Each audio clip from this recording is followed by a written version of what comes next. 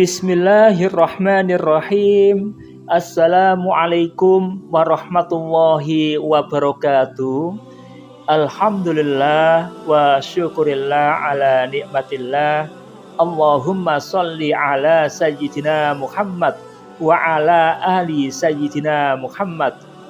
Untuk saudara yang membuka video kami serta telah menekan tombol subscribe-nya dan menekan tombol like, kami doakan semoga Allah Subhanahu wa Ta'ala karuniai kesehatan lahir dan batin.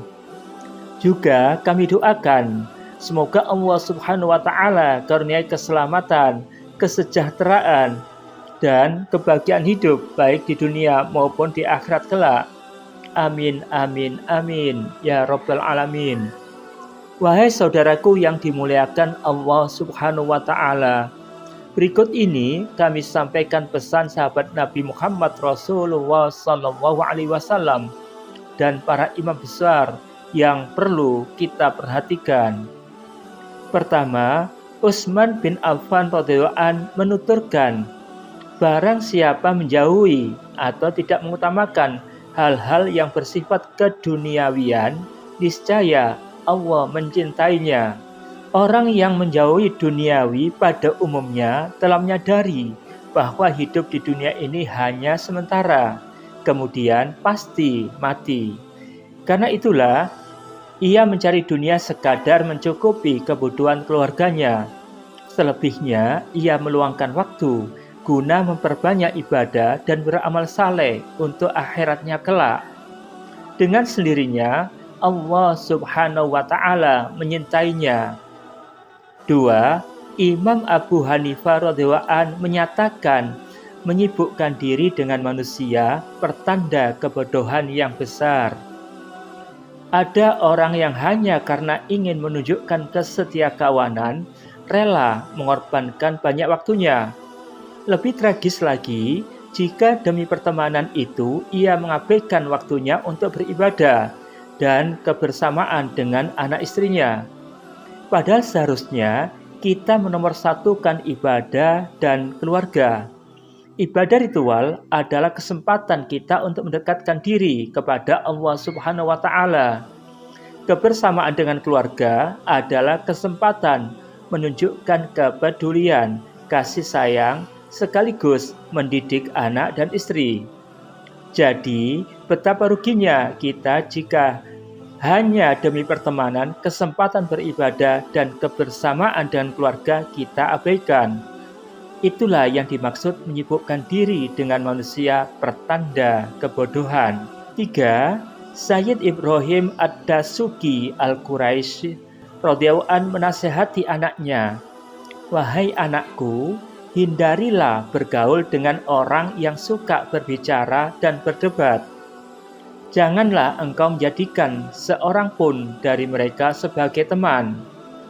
Bergaulah dengan orang yang suka mengumpulkan antara syariat dan hakikat, karena mereka akan menolongmu berjalan menuju Allah Subhanahu wa Ta'ala. Orang yang suka berbicara biasanya tidak peduli apakah yang dibicarakan itu baik atau buruk.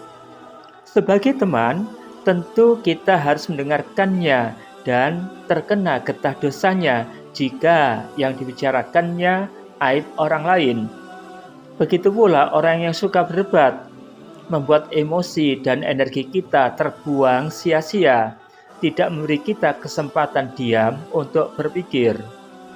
Teman yang mengamalkan syariat dan memahami hakikat pastilah berusaha keras menjalankan perintah dan menjauhi larangan agama. Jadi, kita merasa malu jika tidak mengikuti jejaknya. Otomatis kita termotivasi menjadi orang saleh. 4.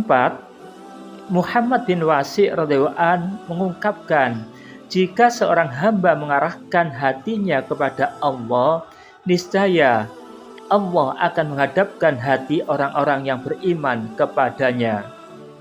Ciri-ciri orang yang menghadapkan hatinya kepada Allah antara lain, pertama, jika mendapat nikmat, ia bersyukur. Kedua, apabila melihat sesuatu yang mempesona, ia bertakbir, yakni membaca Allahu Akbar. Dan 3, kalau mendapat musibah, apalagi kematian, ia beristirja, karena ia menyadari semua berasal dari Allah dan kembali kepada Allah. 5. Muhammad bin Ali radhiyallahu anhu mengutarakan, orang yang mulia tidak pantas mencemaskan kehidupan dunia yang hanya menjadikannya hina. Banyak orang yang mencemaskan berkurangnya kekayaannya atau perilaku istrinya. Banyak orang yang mencemaskan berkurangnya kekayaannya atau perilaku istrinya atau nasib anak-anaknya kelak. Orang yang mencemaskan kehidupan dunia itu niscaya selalu diliputi kekhawatiran.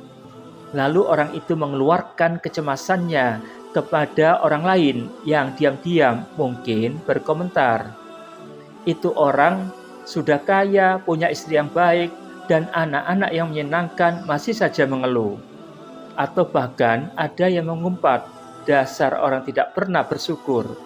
Itulah salah satu bentuk kehinaan dari sikap mencemaskan dunia.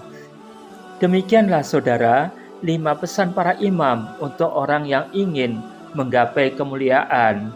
Terima kasih atas perhatiannya, kurang lebihnya kami mohon maaf. Billahi taufik wal hidayah. Wassalamualaikum warahmatullahi wabarakatuh.